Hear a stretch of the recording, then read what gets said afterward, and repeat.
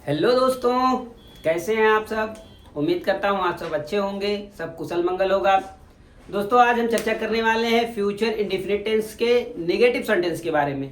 देखिए, आप जैसे व्हाइट बोर्ड पे मेंशन है फ्यूचर इंडेफिनिट टेंस, तो फ्यूचर इंडेफिनिट टेंस के बारे में हम ऑलरेडी चर्चा कर चुके हैं। फ्यूचर इंडेफिनिट टेंस के बारे में हमारे लेक्चर हमारे यूट्यूब चैनल पर ऑलरेडी अपलोड है।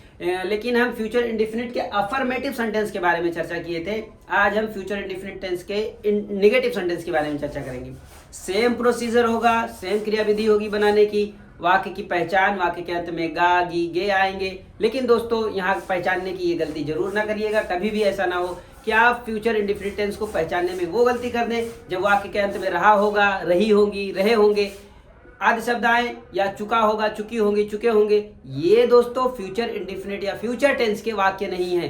रहा होगा वाक्य पर ध्यान दीजिए, ये पास्ट टेंस की बात कर रहा है। चुका होगा, ये भी देखो पास्ट टेंस की। चुका होगा, चुकी होंगी, चुके होंगे, रहा होगा, रही होंगे, ये वाक्य के अंत में गागी गे आ रहे हैं। लेकिन ये दोस्तों फ्यूचर टेंस के वाक्य नहीं है। फ्यूचर टेंस के वाक्य के अंत में जब गागी गे आता है तो ऐसा रहता है कि हम कल खेत जाएंगे, मैं विद्यालय जाऊंगा, सीता अपना पाठ याद करेगी, किसान कल खेत जोतेगा। इस तरीके के वाक्य के अंत में गागी गे आते हैं तो वो फ्यूचर टेंस के वाक्य हैं। यानी कार्य का भविष्य में होना पाया जाए तब फ्यूचर इंडेफिनिट टेंस के वाक्य होते हैं। दोस्तों, इसके बनाने की क्रिया विधि क्या है? सब्जेक्ट, हेल्पिंग वर्ब, और अगर नेगेटिव सेंटेंस है तो हेल्पिंग वर्ब विल और शैल रहता है। विल और शैल के बाद नॉट का प्रयोग हो जाता है। मैन वर्ब लिखते हैं और वर्ब क्या कहते हैं, मैन वर्ब के बाद ऑब्जेक्ट लिख देते हैं। यही बनाने की क्रिया विधि है। विल शैल के बाद नॉट का प्रयोग होता है और मेन वर्ब के पहले। आइए बना के एक आध एग्जांपल लेते हैं। हम नेगेटिव सेंटेंस के बारे में चर्चा कर रहे हैं दोस्तों। यहाँ हम मेंशन कर दे रहे हैं कि नेगेटिव सेंटेंस,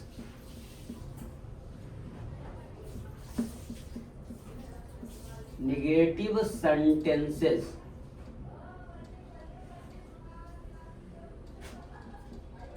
नेगेटिव सेंटेंस के बारे में हम यहाँ चर्चा कर रहे हैं दोस्तों। आइए देखते हैं एक आध एग्जांपल लेकर कैसे बनाते हैं उसे और क्या बनाने की उसकी क्रिया विधि है। पहले हम ले लेंगे सब्जेक्ट, फिर हेल्पिंग वर्ब, विल और शैल रह जाएगा। हेल्पिंग वर्ब है ये दोस्तों, विल और शैल, फिर वर्ब की फर्स्ट फॉर्म, वर्ब की फर्स्ट फॉर्म, फिर हमारा आ जाएगा ऑब्जेक्ट। ये हमारा फार्मूला है दोस्तों। क्या है? ये हमारा फार्मूला है बनाने की क्रिया विधि का। ये हमारा फार्मूला है इसको बनाने का। आइए देखते हैं, एक आध एग्जांपल लेकर हल करेंगे, फिर हमारी चीजें एकदम क्रिस्टल क्लियर होंगी। दूध का दूध और पानी का पानी हो जाएगा। क्या राम, देखते हैं, वह यहाँ नहीं आएगा। क्या? वह यहाँ नहीं आएगा। वाक्य के अंत में देखिए दोस्तों गागी गे आ रहा है। यहाँ देखिए वाक्य फ्यूचर टेंस में हो रहा है कि अभी आया नहीं है, आएगा नहीं। वाक्य में नेगेटिव सेंटेंस है, यानी कि नेगेटिव सेंटेंस है और फ्यूचर टेंस का ही वाक्य है। तो अब देखते हैं कि सब्जेक्ट पता करना है कि सब्जेक्ट क्या है। तब अपने आप से पूछेंगे कौन यहाँ नहीं आएगा, तब पता चलेगा वह। तो ही के वह के लिए ही का प्रयोग हुआ। ही के साथ हेल्पिंग वर्ब दोस्तों विल लगेगा, ही विल। हमने पहले ही ऑलरेडी बताया कि हेल्पिंग वर्ब के बाद नॉट का प्रयोग करते हैं। तो will not, he will not come here. क्या रहेगा? He will not come here, वो यहाँ नहीं आएगा। एक आध एग्जांपल और लेंगे दोस्तों ताकि आपकी चीजें क्रिस्टल क्लियर हो। देखिए, ये सब्जेक्ट हो गया, ये हेल्पिंग वर्ब हो गया, ये नॉट हो गया और ये मेन वर्ब हो गया और ये ऑब्जेक्ट के लिए यूज कर लेंगे। जानो यहाँ अब एक आध एग्जांपल और लेंगे दोस्तों ताकि आपकी चीजें एकदम वाज़ेह हो जाएं, क्रिस्टल क्लियर हो जाएं। क्या? देखिए, हम तुम्हारी सहायता नहीं करेंगे। हम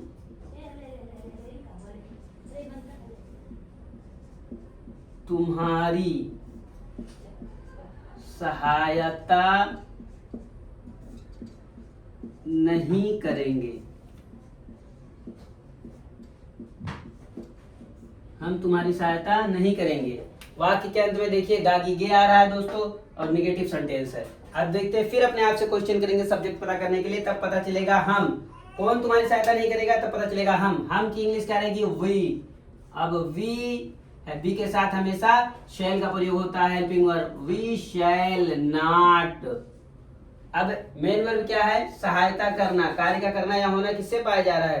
क्रिया क्या है? सहायता करना। We shall not help, YOU, we shall not help you, हम तुम्हारी सहायता नहीं करेंगे। ये कोई रॉकेट साइंस नहीं है दोस्तों, बस इतना ही इजी है। इसे हमें बस बनाने की क्रिया विधि है। देखा, हमारा सब्जेक्ट हो गया, ये हेल्पिंग हो गया, ये निगेटिव के लिए नॉट का प्रयोग हो गया, मेन वर्ब हो गया और ये ऑब्जेक्ट हो गया। इतना ही सिंपल है दोस्तों, और कोई रॉकेट साइंस नहीं है। जब आप हमेशा प्रैक्टिस करेंगे तो आपकी चीजें आसान होती जाएंगी। एक आध एग्जांपल और लेंगे दोस्तों, ताकि आपकी चीजें एकदम वाज़ेह हो जाएं। मैं हमेशा 2-4 ज्यादा ही एग्जांपल देने की कोशिश करता हूं, ताकि आप हमेशा प्रैक्टिस करें और चीजें आपकी समझ में आती रहें। राम आज पत्र नहीं लिखेगा।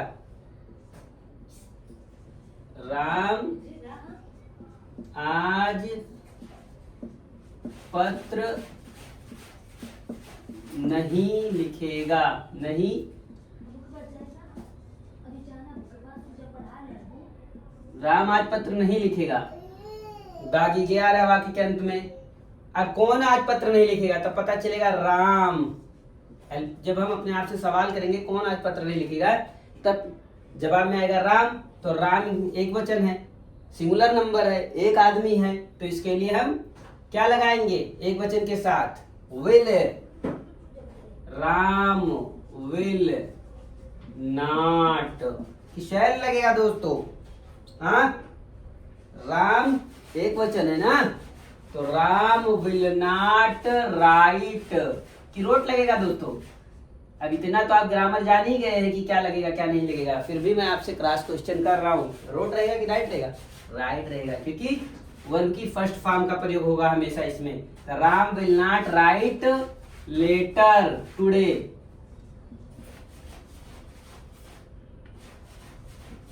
Letter today, Ram will not write letter today.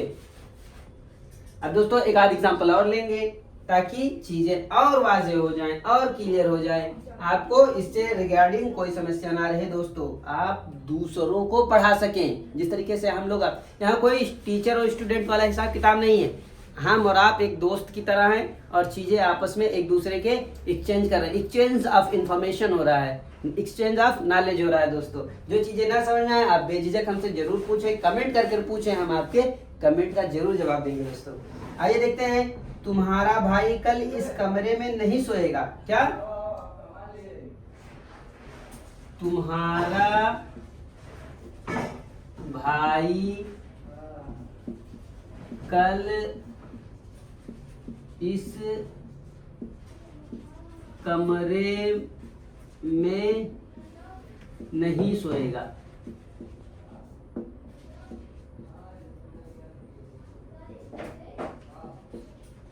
तुम्हारा भाई कल इस कमरे में नहीं सोएगा। अब वाक्य के अंदर में देखो गागीगे आ रहा है, ये देखिए दोस्तों गागीगे आ रहा और ये नेगेटिव सेंटेंस है। अब फिर पूछेंगे अपने आप से कि किसका भाई इस कमरे में नहीं सोएगा, तब पता चलेगा तुम्हारा। तो तुम्हारे की इंग्लिश योर।